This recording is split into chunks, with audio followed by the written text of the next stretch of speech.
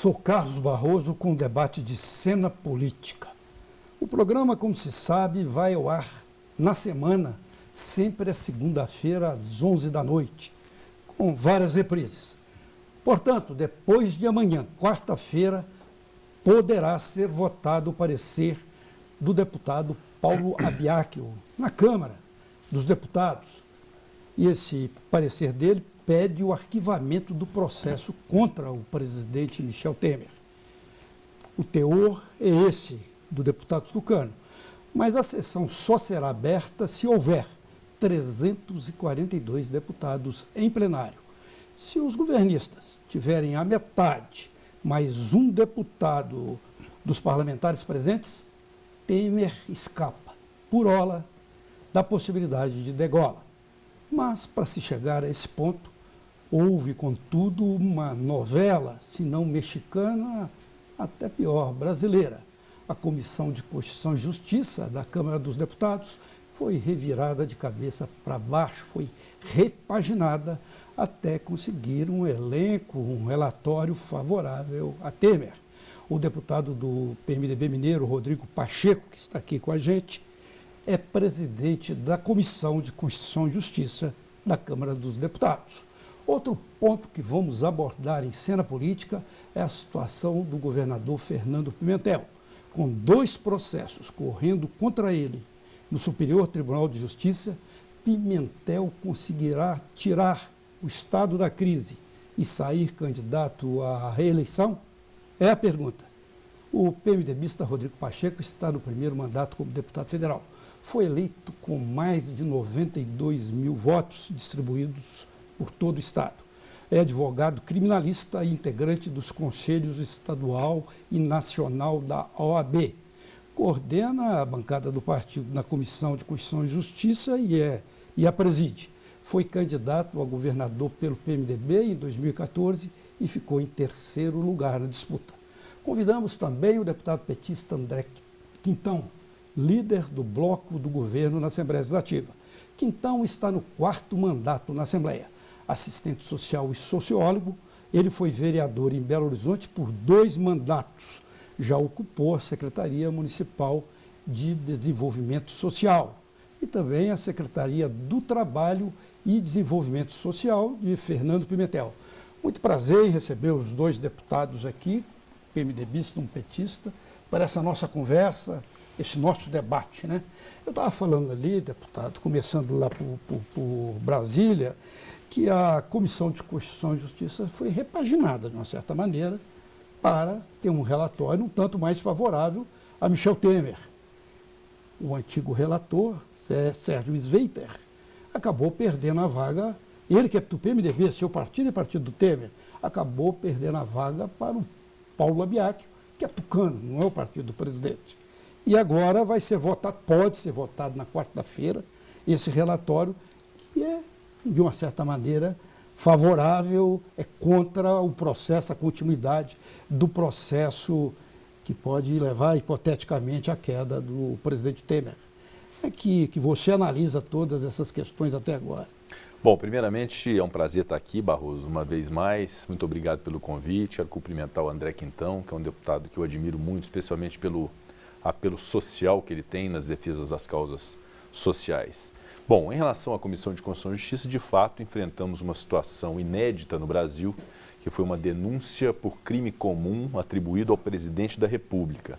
A Constituição determina que, em caso de oferecimento pela Procuradoria-Geral da República de uma denúncia contra o presidente da República perante o Supremo Tribunal Federal, deve haver uma autorização da Câmara dos Deputados. Essa autorização da Câmara dos Deputados pressupõe o trâmite no âmbito da Comissão de Constituição e Justiça para que seja elaborado um parecer da CCJ que será submetido ao plenário da Câmara, que é o que vai acontecer nessa quarta-feira. Para que isso acontecesse, eu, como presidente, tinha a prerrogativa de escolher um relator, escolhi um relator com independência, com imparcialidade, não admiti interferência do governo e nem da oposição nessa escolha, conduzimos o trabalho de uma maneira que foi elogiada pelos 2 lados, tanto da base de governo quanto da própria oposição, porque foi um procedimento transparente, limpo, isento, e o parecer do deputado Sérgio Sveiter foi derrotado no plenário da CCJ por 40 votos a 25, e nessa hipótese o regimento manda que um novo relator seja designado entre aqueles que venceram o relatório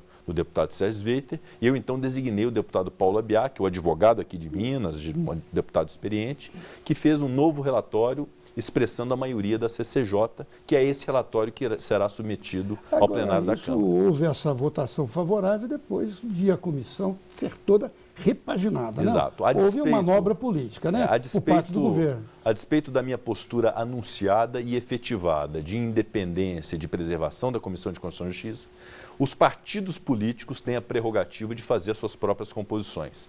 E assim os partidos fizeram para colocar membros que fossem favoráveis ao presidente da República, Michel Temer. Foram quase 20 modificações e foram, sem dúvida alguma, essas modificações que permitiram que o presidente tivesse a maioria para derrotar o relatório do deputado Sérgio Sveiter. Procedimento, aliás, que eu publicamente disse que era um procedimento inadequado, que era questionável sob o ponto de vista ético e que feria a independência da CCJ, mas sobre o qual eu nada podia fazer porque é uma prerrogativa dos partidos políticos.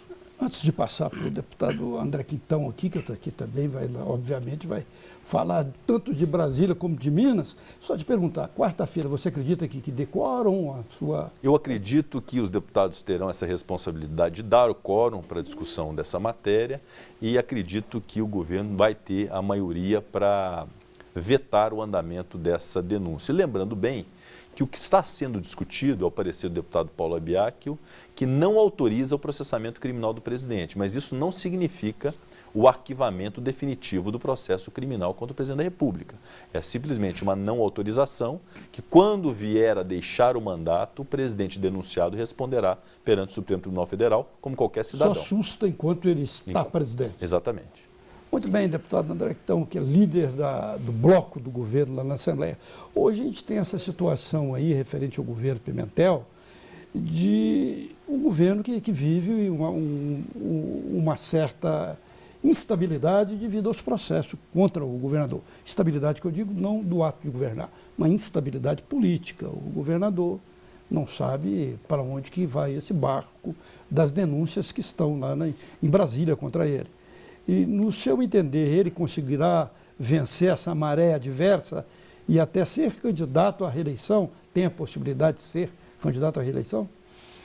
Primeiro, Barroso, um prazer participar do Cena Política mais uma vez. O programa prima pela qualidade, pelo debate das ideias, com o deputado Rodrigo Pacheco, que já no primeiro mandato preside a comissão mais importante da Câmara dos Deputados, e dizer que a situação em Minas Gerais, do governador Fernando Pimentel, é absolutamente distinta da situação do presidente Temer. O governador Fernando Pimentel, eleito em primeiro turno, diretamente, teve, num processo jurídico, inclusive, questionado, uma tentativa de abertura de processo que hoje será avaliado pelo STJ, Superior Tribunal de Justiça. Parece que agora em agosto, né? Meados de agosto está marcado. Provavelmente está agendado, mas nada garante que continuará na pauta ou mesmo já será votado. Havia aquela discussão se passaria ou não pela Assembleia, o Supremo Tribunal Federal foi claro, não precisaria da autorização legislativa, mas também não, caso o STJ acolha a denúncia, não seria também afastado automaticamente. Então, há um otimismo por parte da área jurídica do governador Fernando Pimentel, em função da fragilidade das denúncias e também em função de problemas no próprio processo de coleta de eventuais provas, que dizem respeito a um período em que o governador Fernando Pimentel era ministro do Desenvolvimento Econômico do governo Dilma. Então, não tem nada a ver com o exercício do mandato de governador. Então, você acha que esse fato pode levá-lo a ter condições de disputar a reeleição, já que foram denúncias anteriores? Olha, seja pelo processo, pelo conteúdo, pelo mérito e pelo prazo da justiça, nós temos convicção que o governador estará em condição de disputar a reeleição. Mas o desafio hoje, nós ainda estamos a um tempo distante das eleições, o desafio maior é governar Minas Gerais. Eu colocaria que o desafio hoje é mais econômico do ponto de vista fiscal do Estado do que desse ponto de vista jurídico.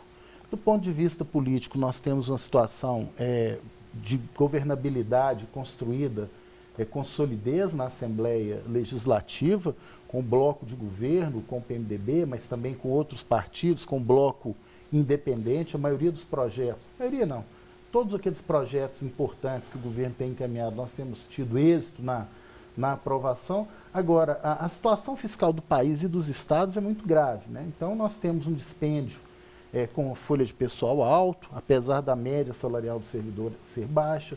Nós temos hoje um problema de dependência da economia mineira, das commodities. Então, na crise internacional, é um estado que sofre mais, principalmente Minas e o Pará. Então, a margem de crescimento de receita é limitada, o crescimento vegetativo da folha de aposentadoria é grande. Esse é o grande dilema, né? Nós sabemos também, mas não adianta repisar, né? Passado, mas herdamos, né, um legado de dívida do governo anterior, aí por volta de 8 bilhões de reais. Então, você tem um déficit estrutural crônico do Estado. Então, o maior desafio do Estado hoje é exatamente ajustar, né, o funcionamento da máquina, a segurança, a saúde, a educação, a assistência, o apoio aos municípios com a compatibilização da receita disponível. O governador tem feito isso com muito esforço. Minas Gerais não parou, diferente de outros estados como Rio de Janeiro, Rio Grande do Sul, e aprovamos agora recente na Assembleia um conjunto de projetos que podem turbinar, né, podem ampliar a arrecadação do Estado nesse semestre, e nós já estamos percorrendo Minas Gerais, nos fóruns regionais, identificando as prioridades para que o Estado possa retomar sua capacidade de investimento. Agora, deputado, essa questão da maioria, do domínio político de governo na Assembleia Legislativa, isso se repete em todos os governos, né? Independentemente de ser tucano, ser PMDBista, ser petista, porque dizem aqui que o maior partido aqui de Minas, na verdade, é o PL, né? Palácio da Liberdade, distribui as verbas, e de uma certa maneira isso leva a um domínio legislativo do governo, né? Do executivo. Mas a governabilidade, talvez aí seja uma diferença qualitativa, é que, além dessa maioria política, o governador e a linha de governo atual tem uma lógica clara de estimular a participação popular. A instituição dos fóruns regionais foi um grande avanço, são 17 territórios, o governador e sua equipe vão todos os anos nessas regiões, existe um comitê de acompanhamento. Então, as prioridades, respeitando o poder legislativo, estão também sendo checadas, discutidas, definidas pelo conjunto da população, prefeitos, vereadores, autoridades, movimentos sociais. Eu acho que essa a combinação aí da governabilidade parlamentar com a governabilidade social e política. Muito bem, nós vamos fazer um intervalo. Cena Política volta já já.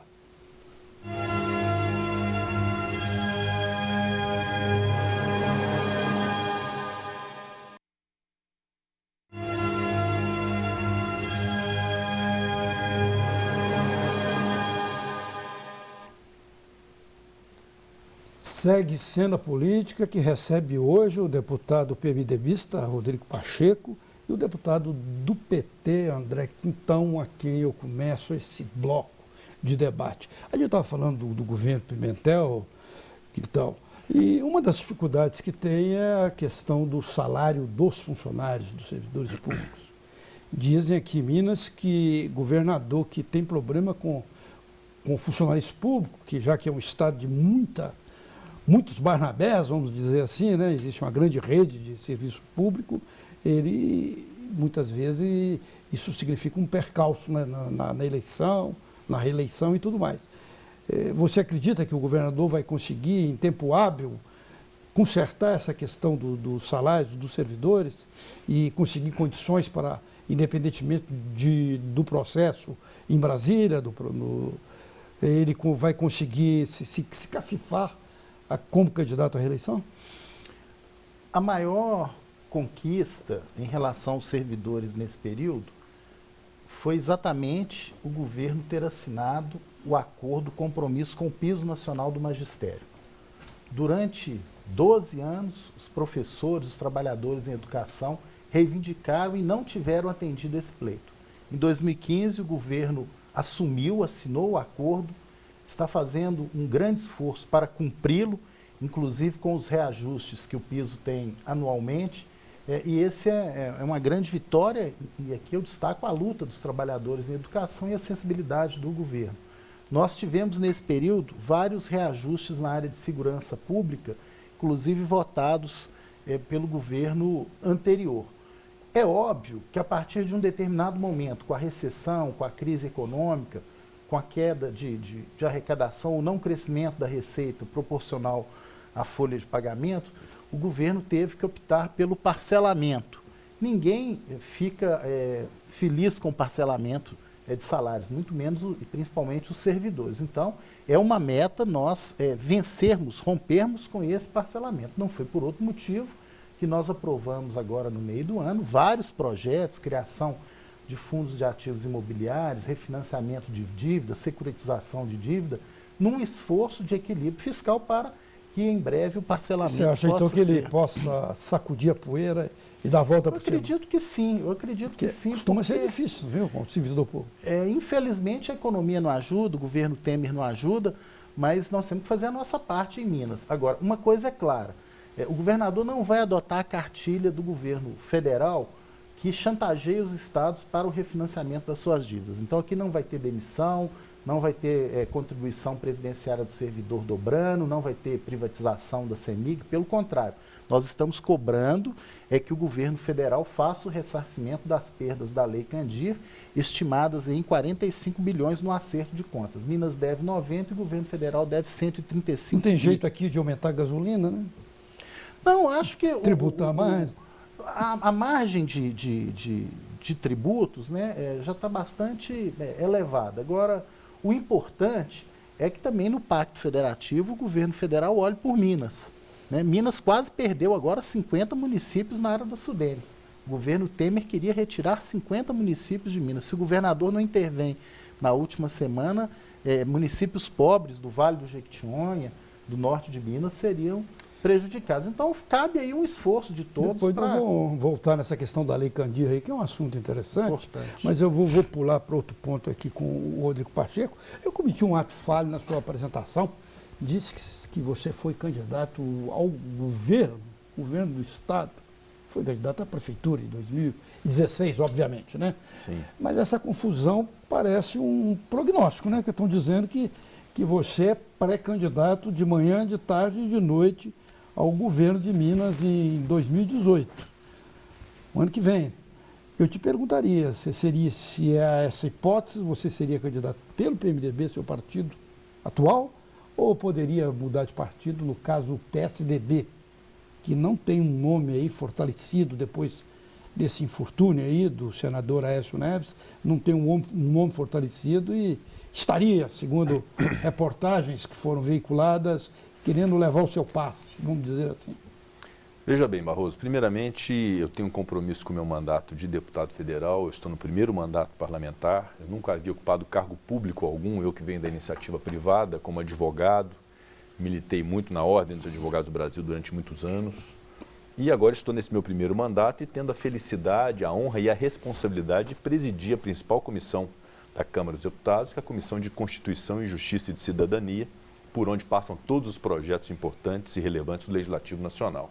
Essa questão da eleição do ano que vem é algo que precisa ser discutido, precisa ser trabalhado. Obviamente que se eu negar uma pretensão minha de alçar voos maiores, eu estaria mentindo, eu não gosto de mentir.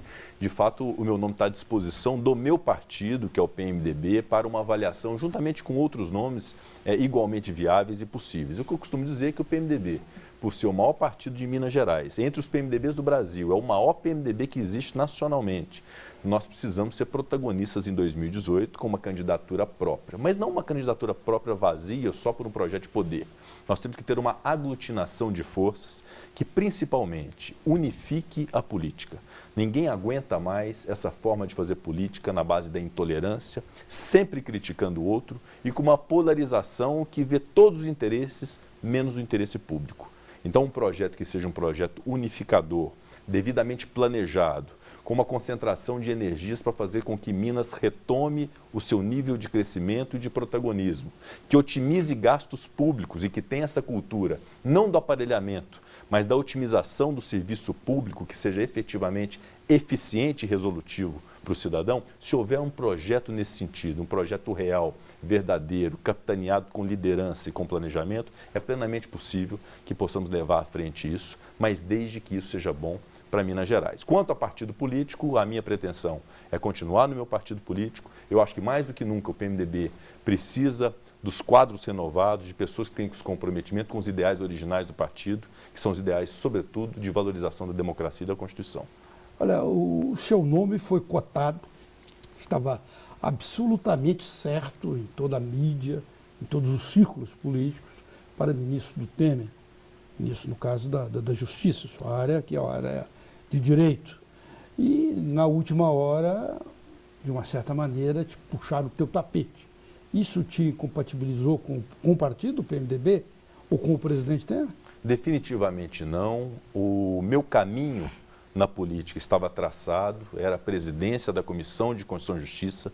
Aliás, fato inédito para um deputado de primeiro mandato. Minas Gerais, o último foi o Dr. Bonifácio Andrada, em 1983, de Minas Gerais, como presidente da CCJ.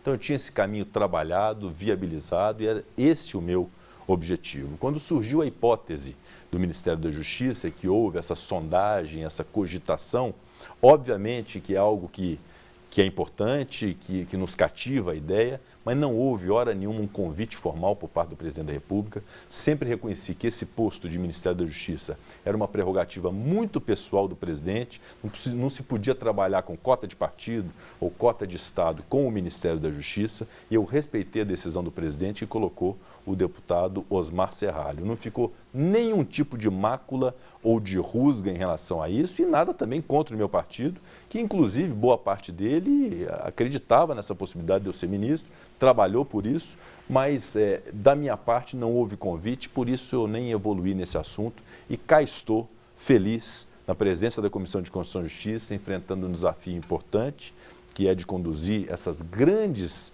transformações do país. Está tramitando a lei de abuso de autoridade, o fim do foro privilegiado, a questão da reforma política que por lá passou e nós já aprovamos a admissibilidade da PEC. Agora, infelizmente, essa denúncia contra o presidente da República, que é um constrangimento para todos nós brasileiros, mas que também passou pela CCJ.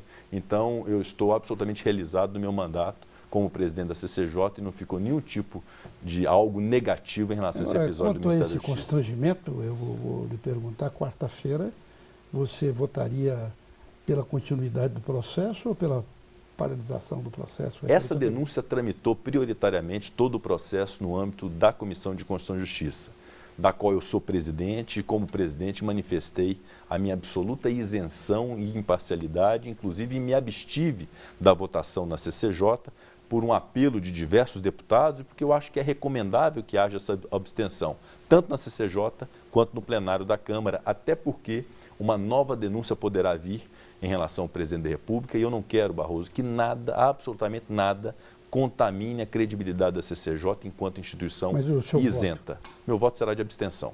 Abstenção? Sim. Não votará, então... Assim como o presidente da Câmara não vota, eu vou me reservar o direito, considerando ser o presidente da CCJ, de me abster. Seguirá o caminho do presidente? Não, na verdade, a recomendação do PMDB e do governo é que se vote contra a denúncia manifestamente. Há até uma notícia no sentido de quem não votar contra a denúncia poderá ter algum tipo de processo de expulsão em razão do fechamento de questão. Mas eu ainda assim vou me abster, que obviamente não é um interesse da oposição, mas também não é um interesse da situação, e não temos reação nenhuma, nenhum tipo de retaliação. Nenhum tipo de processo. Absolutamente. Se vier também, nós vamos enfrentar. Tudo bem. Deputado, então, falando assim sobre a questão do governo, eu fiquei curioso, fico curioso com uma situação. Durante muitos anos aqui o PT sempre foi, de uma certa maneira, fragmentado por correntes, tendências, né? O PT se chamam tendências políticas. Na verdade, principalmente quando o PT estava até mais forte, as tendências se manifestavam de uma maneira até mais forte. Agora, aqui em Minas, existiu sempre uma polarização entre o grupo do Pimentel e o grupo do Patrus Ananias. Dois nomes emblemáticos do PT do Estado. No seu caso, a sua ligação é completa com Patrus Ananias. Hoje, esses grupos já estão se entendendo ou ainda tem aquelas diferenças? Em Barroso, o debate interno, a discussão interna no PT faz parte da origem, da história, do DNA do partido. E isso é positivo, desde que esse debate seja em torno de ideias, de questões cruciais, né, para Minas, para o Brasil, para a estratégia partidária. Há muitos anos, o PT de Minas vive um clima mais tranquilo. Essa questão do Patrus e do Pimentel é absolutamente superada, são duas grandes... Já apazigou-se? Não, são duas grandes lideranças em um determinado momento.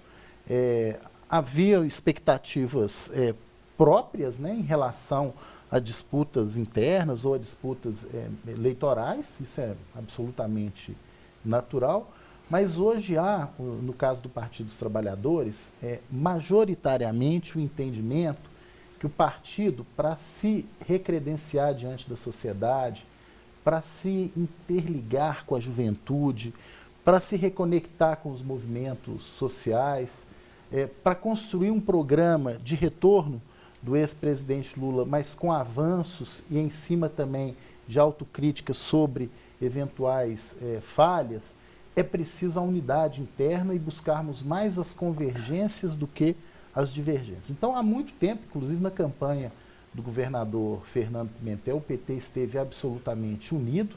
Eu mesmo integrei, né, o seu secretariado, hoje sou líder do bloco de governo.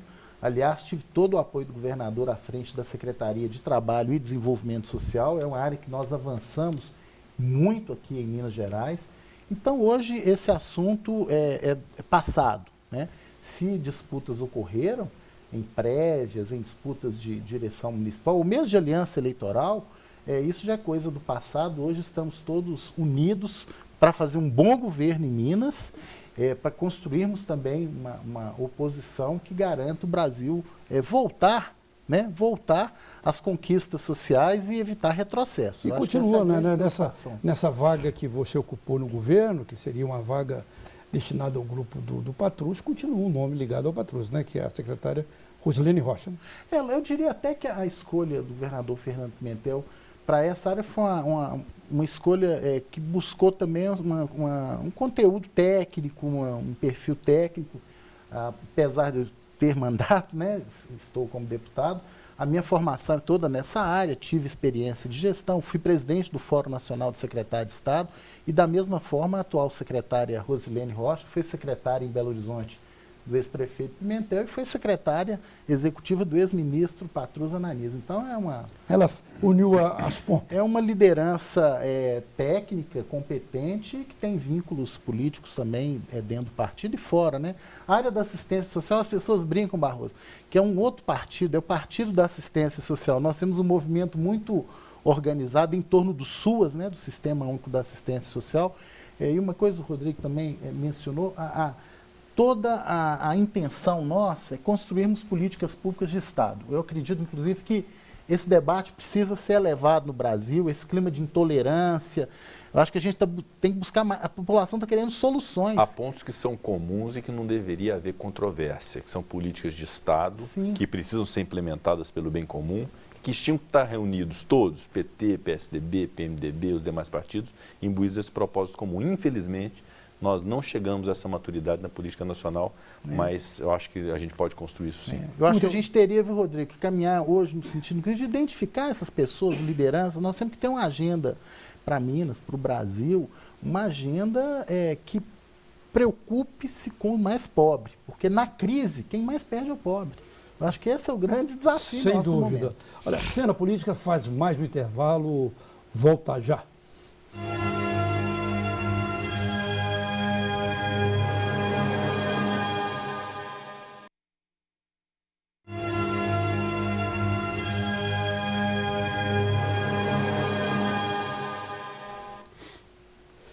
Segue Cena Política, que recebe o deputado PMDBista Rodrigo Pacheco e o deputado do PT, André Quintal.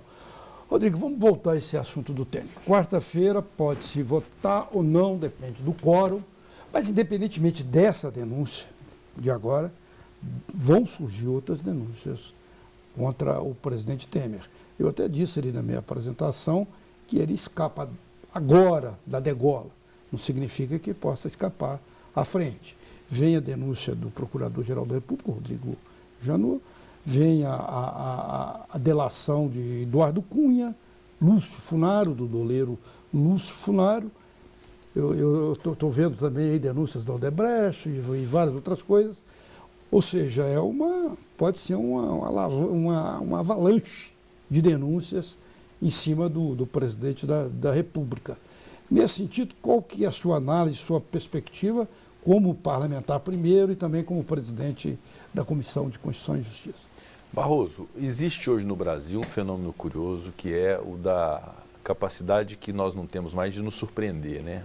Cada fato que acontece, um fato novo, um fato grave, que deixa a notícia de ontem velha. Então as coisas estão acontecendo muito rapidamente, é difícil fazer um prognóstico para essa questão da crise institucional e ética brasileira para daqui 30 dias. O que nós temos de realidade hoje é uma denúncia por suposto crime comum do presidente da República perante o Supremo Tribunal Federal e sobre ela o plenário da Câmara terá que se debruçar e debater e decidir se autoriza o processamento criminal do presidente no Supremo Tribunal Federal ou se não autoriza, ele será processado então somente depois do final do mandato. O que há realmente é um anúncio de uma possibilidade de novas denúncias contra o presidente da República e todo esse caminho deverá ser percorrido novamente. A Comissão de Constituição e Justiça terá que designar um novo relator, vai ter toda essa discussão na CCJ, depois uma nova decisão pelo plenário da Câmara.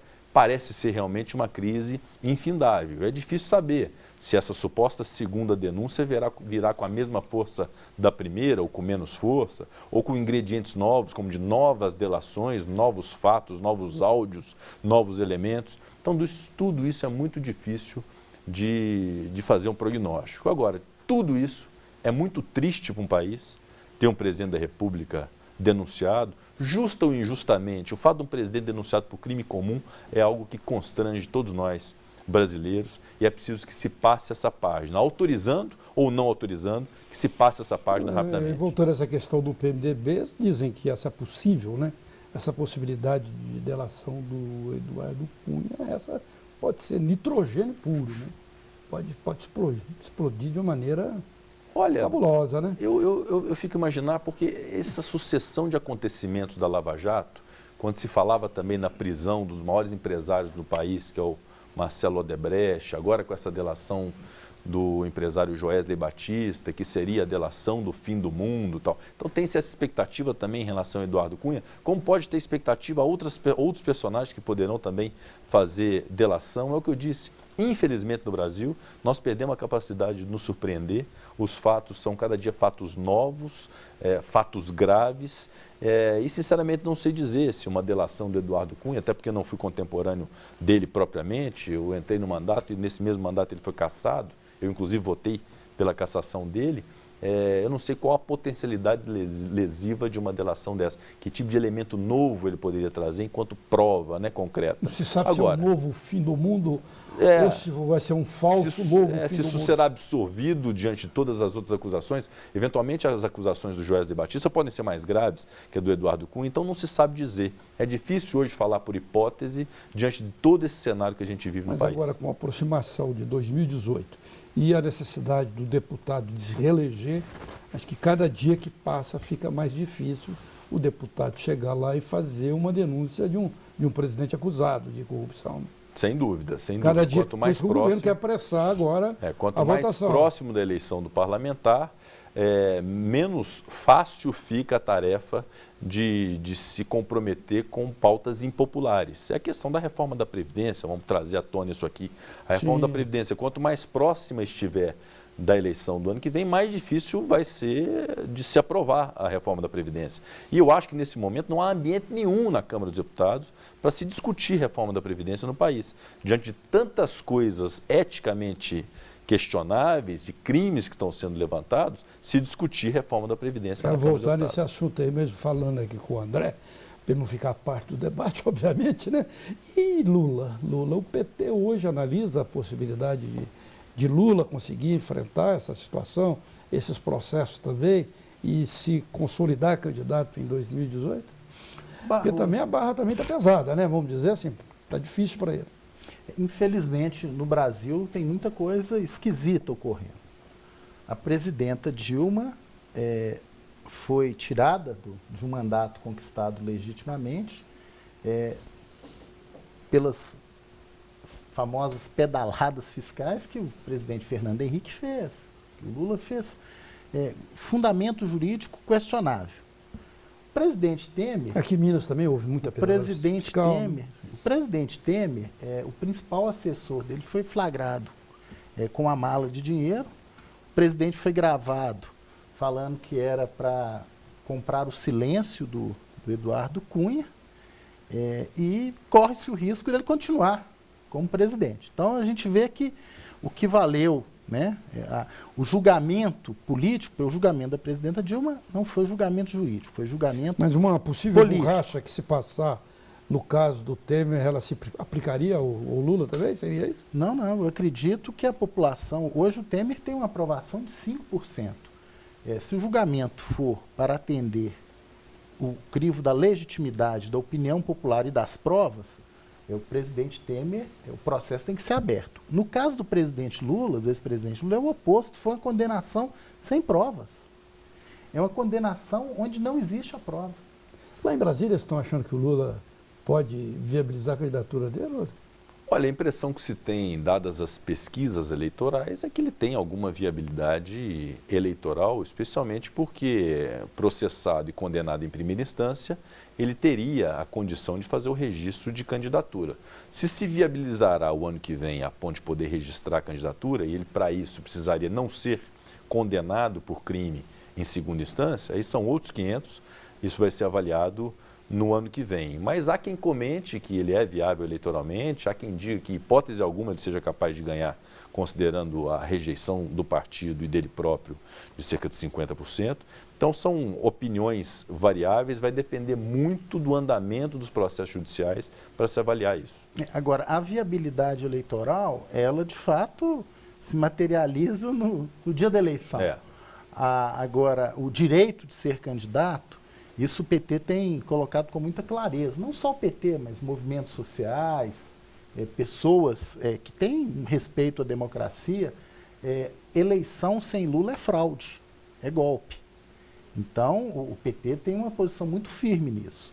Nós não podemos deixar que um processo jurídico seja eivado de intencionalidade política para impedir que uma liderança popular seja candidata. Mas, por exemplo, se o Lula não é candidato, é impedido por essa decisão de segunda instância, salvo engano, lá em Porto Alegre, F4. Porto Alegre. Inclusive, os juízes lá, numa atitude até estranha, já disseram que vão apressar o processo. Né?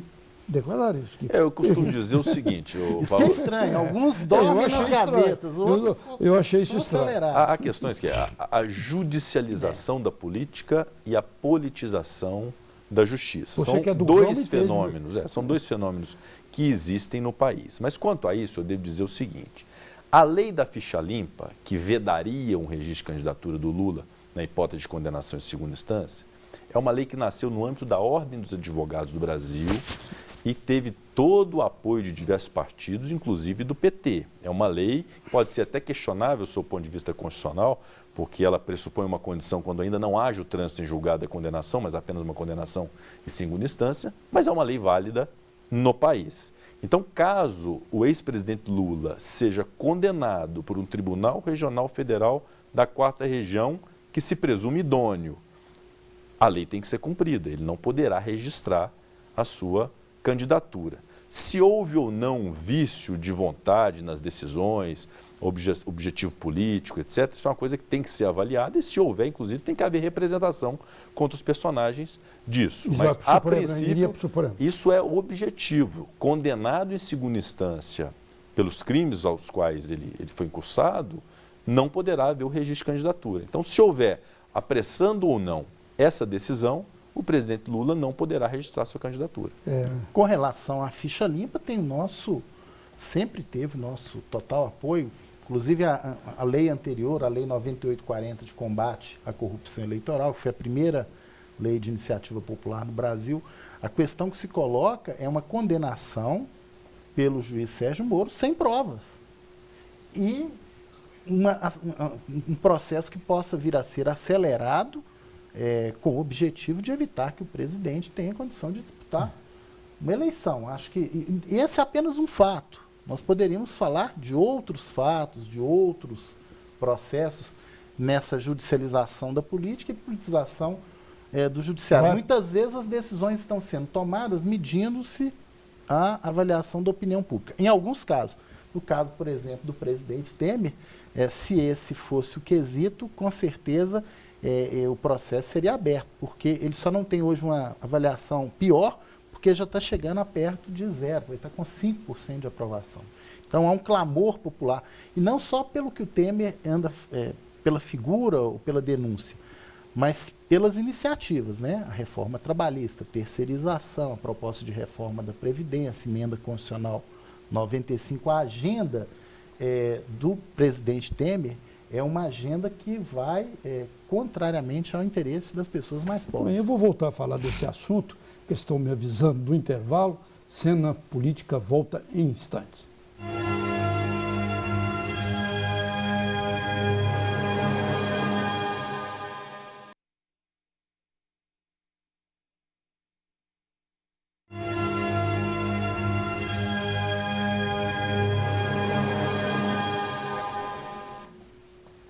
Segue Cena Política nesse último bloco, com presença do deputado do PMDB, Rodrigo Pacheco, e do petista, o deputado estadual, André Quintão. André, só para complementar esse assunto do Lula, você falou que se Lula não sair candidato, é uma fraude, é um processo de fraude. Mas hoje já até esquentam aí a candidatura do Fernando Haddad como substituto do Lula. Então, o PT, se houver impedimento do Lula, não sairia com ninguém? Só ficaria na denúncia da fraude? Não sei entender. Hoje, como é que você está pensando aqui em Minas, essa questão? Hoje, o Lula é plano A, plano B, plano C, plano D. E a nossa luta política... O plano F é o Fernando. Fernando Pimentel, governador, candidato à reeleição em Minas, né? Mas nós temos certeza que a mobilização popular, a organização também da sociedade, nós não podemos admitir, Barroso, uma eleição onde se condena um pré-candidato que hoje tem mais de 30% em qualquer pesquisa eleitoral, tirá-lo do jogo, ganhar no tapetão, eliminar a possibilidade do retorno de um ex-presidente que foi considerado um dos maiores presidentes da história do Brasil. Então, a população... Basta a gente percorrer as cidades, os municípios, né? As pessoas mais pobres estão com saudade do tempo do ex-presidente Lula, da questão do crédito, das políticas sociais, da ampliação de vagas no ensino superior. Infelizmente, hoje a fome está voltando, a miséria está voltando, o desemprego está batendo aí na casa dos 14 milhões de brasileiros e brasileiras. Então, não se trata de uma questão simplesmente do PT ou da liderança do ex-presidente Lula. Trata-se de um legado. E esse legado, as pessoas hoje estão sentindo falta. Eu estou querendo falar um pouco das reformas e quero que nesse último bloco sobre um tempo. Mas assim, então, de uma maneira assim, mais sintética, sistemática, eu queria voltar a falar dessa questão da candidatura. Você falou que o PMDB tem que ter candidato próprio, mas o Adalto Clever, presidente da Assembleia Legislativa, também atua aí para, numa composição com o PT, ser candidato a vice, pelo PMDB, ocupando a vaga do Toninho Andrade, que é o atual. Como é que fica isso aí? Eu acredito que todos os PMDBistas que pensam no partido, e é o caso do deputado Adalto Clever Lopes, é o caso do vice-governador Antônio Andrade, é o caso do Josué Alencar, que foi candidato a senador, todos, é o meu caso, todos têm como ideia principal uma candidatura própria do partido. Eu acho que isso é unânime dentro do partido. Obviamente que uns admitem uma hipótese ou outra, mas a ideia principal do partido hoje é uma candidatura própria. Muita gente de olho na aliança, não, para ter a vaga. O plano A é a candidatura própria. Pode haver. A mesma sequência no meu caso, o meu pensamento é que o plano A, B, C, D, E seja a candidatura própria. Outros podem ter um plano B, e é respeitável, mas todos têm um plano A, que é de preservação do protagonismo do partido. Adalto Clever, no caso, é diabo. Mas vamos falar da reforma. E o Antônio Andrade também é, então nós temos um A de sobra no partido. Tá certo. A reforma trabalhista foi aprovada, existe aí um monte de polêmica, de crítica, e o Temer disse que vai colocar a reforma da Previdência, porque, segundo análises que se faz sobre o governo dele, a saída, a salvação da lavoura dele é aprovar reformas, jogar a reforma da Previdência, a reforma tributária. Existem hoje condições lá na Câmara dos Deputados de se aprovar uma reforma tão impopular como essa da Previdência? Em relação à reforma da Previdência, já respondo objetivamente, não há ambiente para isso, não há maioria do governo para aprovação da reforma nem da oposição, nem da situação, nem de quem está no meio. Não há os 308 votos em 2 turnos que são necessários para a aprovação de uma proposta de emenda constitucional para alterar a Previdência Social. O que eu digo é o seguinte, Barroso, independente de quem lá esteja, Dilma, Lula, Temer, Fernando Henrique, Joaquim, José, um presidente da República tem que ter um compromisso de dar o andamento do país, de crescer o país. Isso se faz com o desenvolvimento econômico. Não há desenvolvimento social e humano sem desenvolvimento econômico capaz de gerar emprego e renda para as pessoas. E dentro dessa perspectiva, a PEC que foi aprovada, que é a PEC do teto de gastos públicos, que moraliza o gasto público nacional, é uma PEC fundamental que foi aprovada no país. A terceirização e a reforma trabalhista, criando um ambiente mais claro de contratação e de desenvolvimento econômico, era algo fundamental, foi aprovado e em breve nós vamos sentir o reflexo positivo dessas reformas de parâmetros, Tem muita crítica. Reformas de parâmetros, de conceitos e de cultura do Brasil, que deve ser uma cultura do trabalho e não propriamente só do empreguismo. A reforma da Previdência que corrige distorções para poder salvar a Previdência Nacional. Todo mundo concorda que não é possível que as pessoas se aposentem com 40 anos, que uma pessoa se case com a outra, uma com 18, outra com 70 anos e tenha aposentadoria praticamente vitalícia. Então são distorções da Previdência, que não é aquele modelo que o governo estabeleceu, que era muito rígido, que sacrificava os direitos dos trabalhadores, mas alguma reforma precisa ser feita para salvar a Previdência Social do nosso país. E uma reforma política que torne um ambiente claro na escolha dos representantes nacionais da política nacional. Também é fundamental e nós estamos próximos de fazer uma reforma política que pode não ser a ideal, mas que vai ser possível para melhorar a representatividade política no país. Parece que nessa reforma só se fala ou só se objetiva a questão do retorno do financiamento privado. Sabe? É algo que eu sou contra, inclusive, mas não acho que esse seja o ponto. Quer voltar com acho que o ponto ideal é o sistema proporcional que valorize os partidos políticos, mas com cláusula de barreira que faça diminuir o número de partidos políticos e iniba as coligações proporcionais, acabe com as coligações proporcionais. Com isso nós teremos menos partidos políticos, uma representação mais legítima, com essa cláusula de barreira e com financiamento que deve ser um financiamento não mais de pessoas jurídicas em relação às campanhas políticas, porque não há mais um ambiente nesse momento do país para se estabelecer essa relação público-privado, porque houve uma promiscuidade nessa relação. E a reforma tributária que é fundamental. Enquanto nós não tivermos um país que seja um país que otimize a sua arrecadação e que faça destinar essa arrecadação para uma estrutura que esteja enxuta, sem empreguismo, sem cultura de cargos comissionados, sem excesso de atribuições no mundo de órgãos que nós nem sabemos o que é e para que existem. Enquanto não houver essa cultura de uma arrecadação equilibrada que permita a produção, que permita o desenvolvimento econômico, com um gasto otimizado, nós não vamos chegar a lugar algum. Então são as reformas estruturantes que precisam ser feitas independente com o presidente que lá esteja. São absolutamente necessárias para o Brasil se tornar competitivo, um país agora, civilizado e um país bom para viver. A palavra para o André, que quando você falou reforma, eu não estava concordando muito. Mas você disse que a reforma da Previdência é importante, mas não passa, né? Ela não passa e não digo que ela seja importante no modelo que está. Sim, o que eu digo é que precisa haver uma correção das distorções, do excesso de vantagens para alguns setores, especialmente setores públicos, para uma otimização na questão dessas distorções que há de as pessoas que se casam e têm pensão vitalícia, casamentos às vezes forjados, com auxílios que às vezes são absolutamente desnecessários. Então são distorções que há no sistema previdenciário que precisam ser corrigidas. Muito bem, André, e essas reformas? Aí nós temos uma discordância em relação ao caminho que o governo federal adotou em relação ao enfrentamento da crise fiscal. Nós temos uma leitura que, no Brasil, determinados segmentos, em momentos de crise, não abrem mão dos seus privilégios e ganhos. O setor rentista, mercado financeiro. Então, no Brasil, você teria outras formas de buscar esse equilíbrio fiscal. A emenda constitucional 95, no meu entendimento, ela rasga a Constituição de 88, que caminhou no sentido de construção do estado de bem-estar social.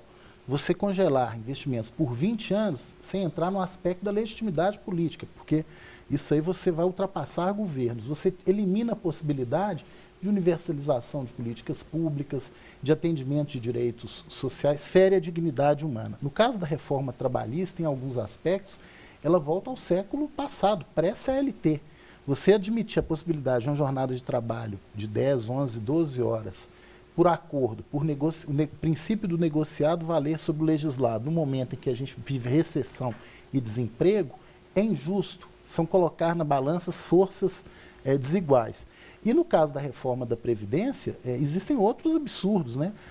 O benefício de prestação continuada, salário mínimo pago a pessoas idosas e com deficiência, a proposta original do governo prevê o salto de 65 para 70 anos de idade mínima. Sobre as reformas, acho que a gente teria de fazer até outro debate. É um outro debate. Que seria, mas elas são nefastas, o Barroso. Né? A da Previdência, sobretudo. Agora, quero voltar a chamá-los, viu, para discutir. Com prazer.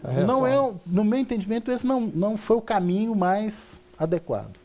Muito bem, eu agradeço a presença do deputado Rodrigo Pacheco, que foi candidato à prefeitura em 2016 e não ao governo, mas pelo que eu entendi aqui, eu acho que está querendo ser candidato ao governo, ou pelo menos se o cavalo passar aí apiado, você vai montar, né? Politicamente, agradeço o deputado André Quintão, que é líder do bloco do governo na Assembleia Legislativa, e Cena Política, agradeço principalmente a você que acompanha o nosso debate semanalmente. Até o próximo.